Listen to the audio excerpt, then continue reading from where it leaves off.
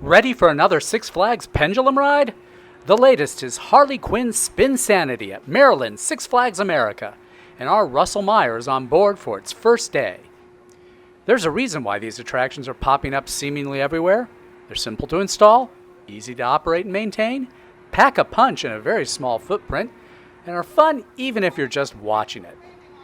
Harley Quinn Spinsanity swings daring riders 15 stories in the air at speeds up to 70 miles an hour. Almost at the top.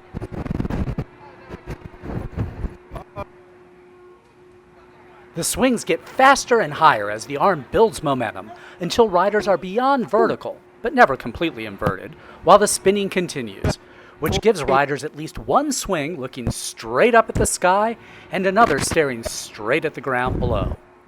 Riders can expect to experience intense positive G's at the bottom of the swinging motion as the ride reaches its top speed, along with near weightlessness at the top of each swing as the carriage goes beyond horizontal.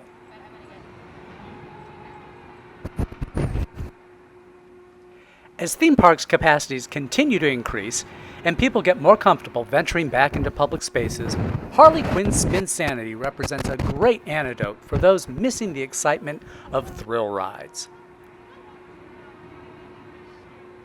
For Russell Meyer in the air at Six Flags America, I'm Robert Niles for ThemeParkInsider.com.